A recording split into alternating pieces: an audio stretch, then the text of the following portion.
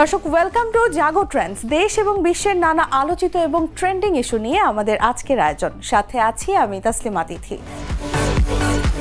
দর্শক, সারা দেশেই বাড়ছে ডেঙ্গু রোগীর চাপ, মৃত্যুর সংখ্যাও কিন্তু কম নয়। ডেঙ্গু সেরে যাওয়ার পরেও শরীর অনেক সময় দুর্বল থাকতে পারে, তাই এই সময় শরীরের যত্ন নেওয়া অতি জরুরি। তাই চলুন জেনে নেওয়া যাক ডেঙ্গু রোগ সেরে যাওয়ার পরেও কোন কোন খাবারগুলোতে গুরুত্ব দেবেন।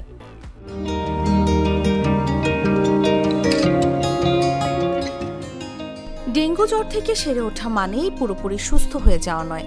অনেক সময় শরীর দুর্বল থাকে, প্লাটিলেট স্বাভাবিক হতে সময় নেয়। সঠিক পুষ্টি শরীরে রোগ প্রতিরোধ ক্ষমতা ফিরিয়ে আনে এবং রক্তের উপাদানগুলো দ্রুত পুনরুদ্ধারে সাহায্য করে। হারানো তরল ফিরে পেতে পর্যাপ্ত পানি পান করুন। ডেঙ্গুর পর শরীরে পানি শূন্যতা দেখা দিতে পারে, তাই দিনে অন্তত 8 থেকে 10 গ্লাস পানি, ডাবের পানি, ফলের রস ও স্যুপ খাওয়া উচিত। রক্ত তৈরিতে দরকার প্রোটিন। খাবারে রাখতে হবে প্রচুর প্রোটিন, যেমন ডিম, মাছ, মুরগি, দুধ, ডাল ও সয়াবিন। এগুলো রক্ত তৈরিতে ও কোষ মেরামতে সাহায্য করে। আয়রন ও ফলিক অ্যাসিড সমৃদ্ধ খাবার যেমন লাল মাংস, পালং শাক, কলিজা ও বিট খেলে তা প্লাটিলেট বাড়াতে সহায়তা করে। রোগ প্রতিরোধ ক্ষমতা ফেরাতে ফল, তাজা ফলমূল বিশেষ করে পেঁপে, আপেল, ডালিম ও কমলা শরীরে অ্যান্টিঅক্সিডেন্ট সরবরাহ করে, যা রোগ প্রতিরোধ ক্ষমতা জোরদার করে। কিছু খাবার এড়িয়ে চলুন। তেল চর্বিযুক্ত অতিরিক্ত ঝাল বা ভাজা পোড়া খাবার এড়িয়ে চলতে হবে, কারণ এগুলো যকৃৎ ও পরিপাকতন্ত্রের উপর বাড়তি চাপ ফেলে। তাই ধীরে ধীরে হালকা ও সহজপাচ্য খাবারে অভ্যস্ত হওয়াই ভালো। ডেঙ্গু পরবর্তী যত্নে বিশ্রাম ও সুষম খাদ্য দুটোই সমান গুরুত্বপূর্ণ। নিয়মিত খাবার, পর্যাপ্ত পানি এবং বিশ্রামই শরীরকে পুরোপুরি সুস্থ করে তোলে।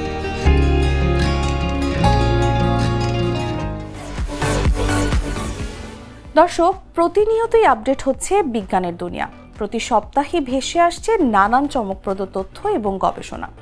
সম্প্রতি হার্ভার্ড বিশ্ববিদ্যালয়ের একটি গবেষণা বলছে নিঃশ্বাস ছাড়াও বেঁচে থাকা সম্ভব। শুনতে অবাক লাগলেও এই বিষয়টা নিয়ে গবেষণা করছে তারা।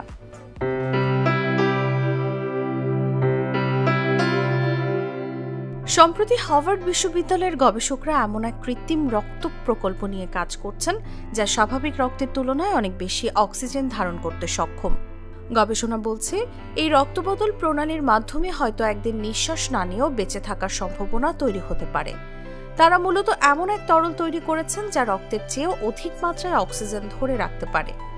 2022 সাল থেকে এই গবেষণা শুরু হয়েছে, যেখানে ইনজেকশনযোগ্য অক্সিজেন হিসেবে এর ব্যবহার নিয়ে ভাবা হচ্ছে, বিশেষ করে অস্ত্রোপচার বা অঙ্গ প্রতিস্থাপনের ক্ষেত্রে।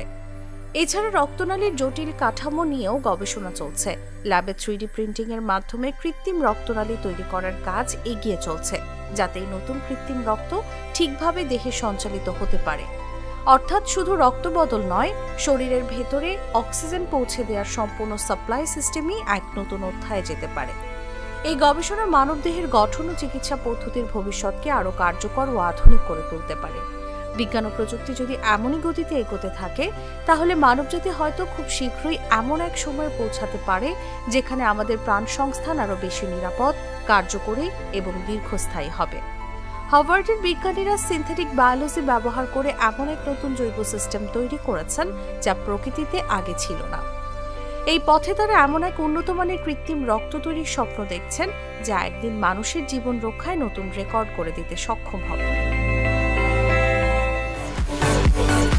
দর্শক, মসৃণ এবং উজ্জ্বল ত্বক কেনা চায়, কিন্তু অনেক সময় নিয়মিত যত্ন এবং নামি দামি কসমেটিক্স ইউজ করেও ত্বক মসৃণ বা উজ্জ্বল হয় না।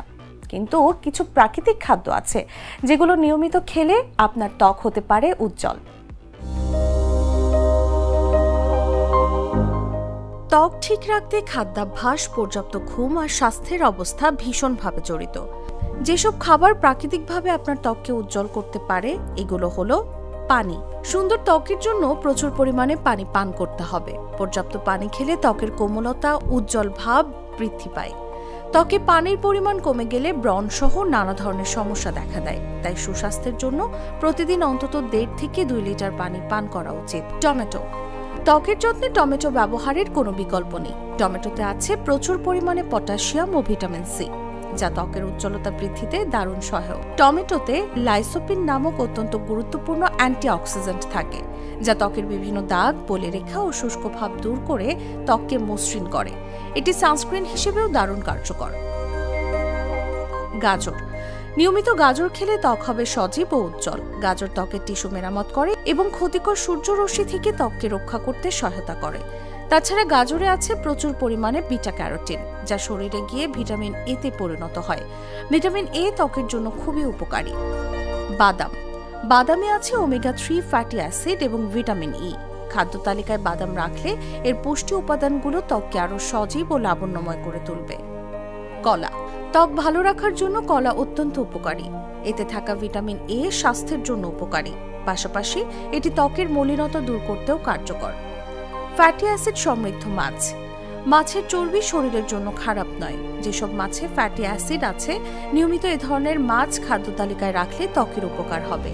ওমেগা 3 ফ্যাটি অ্যাসিডের প্রাকৃতিক তেল আছে, যা ত্বককে উজ্জ্বল করতে সাহায্য করে। ফাইবার সমৃদ্ধ খাবার। নিয়মিত নাশপাতি, বাদাম ও মটরশুঁটি খেলে আপনার ত্বক প্রাকৃতিকভাবেই উজ্জ্বল হয়ে উঠবে অনেকখানি। সবুজ শাকসবজি।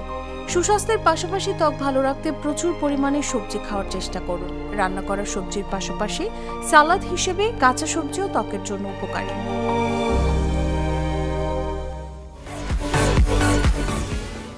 আপনি আপনার কর্মক্ষেত্রে যেখানে কাজ করছেন সেখানকার বস কি অতিরিক্ত খবরদারি করছে?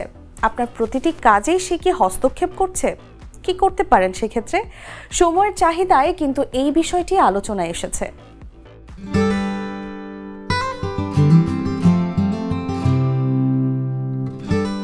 আমরা অনেক সময় দেখি একজন বস বা টিম লিডার প্রতিটি ছোটখাটো কাজ নিজে দেখে দিচ্ছেন, প্রতিটি সিদ্ধান্তে হস্তক্ষেপ করছেন, এমনকি কে কখন ইমেইল পাঠাবে সেটাও ঠিক করে দিচ্ছেন, কিংবা খুবই ছোট বিষয়েও সিদ্ধান্ত দিচ্ছেন বা সেটি নিয়ে কয়েকজনের সঙ্গে কথা বলছেন। তাতে কয়েকজন কর্মী মিলে সেই ছোট বিষয়ে তৎপর হচ্ছেন। এটাকে বলে মাইক্রো ম্যানেজিং।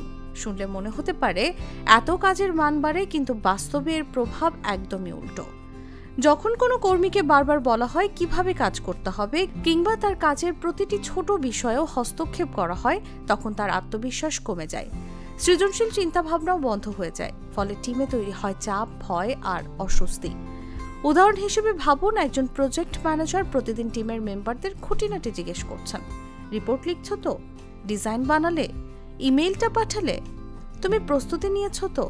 এতে কর্মীরা মনে করে তাদের উপর আস্থা নেই, কিংবা ক্ষুদ্র বিষয়ে সিদ্ধান্ত দিচ্ছেন, তুমি এখন এটা লেখো, তুমি 10 মিনিটে লাঞ্চ করে এসে এই কাজটা করবে। এতে ফলাফল কি ঘটে? কাজের গতি কমে যায়, মনোবল নষ্ট হয়, এমনকি যোগ্য কর্মীরা সুযোগের অপেক্ষায় থাকেন চাকরি ছেড়ে দেওয়ার। নেতৃত্ব মানে সবকিছু নিজে করা কিংবা সবকিছু সিদ্ধান্ত দেওয়া নয়, বরং আস্থা ও স্বাধীনতা দেওয়া। একজন ভালো লিডার দিক নির্দেশনা দেন, কিন্তু প্রতিটি পদক্ষেপ নিয়ন্ত্রণ করেন না, প্রতিটি ছোটখাটো বিষয়ে সিদ্ধান্ত দেন না।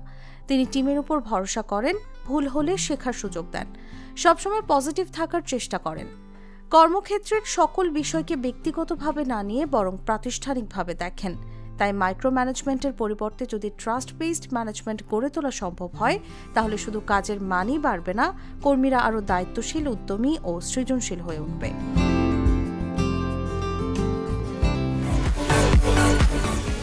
টাক পড়া বা চুল ঝরে যাওয়ার সমস্যায় ভুগছেন? এবার হয়তো মিলবে যুগান্তকারী সমাধান। তাইওয়ানের একদল বিজ্ঞানী দাবি করছেন তারা এমন এক সিরাম আবিষ্কার করছেন যা মাত্র 20 দিনেই মাথার ফাঁকা জায়গায় চুল গজাতে সক্ষম হবে। মাথা ভর্তি চুল আপনার লুককে করে আকর্ষণীয়। টাক মাথা নিয়ে দুশ্চিন্তা করেন না এমন মানুষ কিন্তু নেই। এবার টাক মাথায় মাত্র 20 দিনে চুল গজাবে, এমনই এক গবেষণায় তথ্য উঠে এসেছে। তাইওয়ানের ন্যাশনাল তাইওয়ান ইউনিভার্সিটির গবেষকদের দাবি, প্রাকৃতিক ফ্যাটি অ্যাসিড ব্যবহার করে তৈরি এক প্রকার সিরাম ত্বকের নিচের চর্বি কোষগুলোকে উদ্দীপিত করে, যা চুলের ফলিকল সক্রিয় করে নতুন চুল গজাতে সহায়তা করে। এই গবেষণায় ব্যবহৃত উপাদানগুলোর মধ্যে রয়েছে অলিক অ্যাসিড ও প্যালমিটোলিক অ্যাসিড, দুটি প্রাকৃতিক উপাদান যা ত্বকে কোনো জ্বালা বা পার্শ্ব প্রতিক্রিয়া সৃষ্টি করে না। গবেষকরা আরও জানিয়েছেন, ইঁদুরের ত্বকে পরীক্ষা চালিয়ে মাত্র 10 থেকে 11 দিনের মধ্যেই নতুন চুল গজাতে দেখা গেছে। তবে এখনও এই সিরাম মানুষের উপর সম্পূর্ণভাবে পরীক্ষিত নয়। গবেষক দল জানিয়েছে খুব শীঘ্রই তারা এটি মানুষের ব্যবহারের উপযোগী করে বাজারে আনার কাজ শুরু করবেন। তাদের এই গবেষণার ফলাফল যদি কার্যকর হয় তবে চুল পড়া অথবা মাথার টাক সমস্যা হয়তো খুব শীঘ্রই অতীত হতে পারে।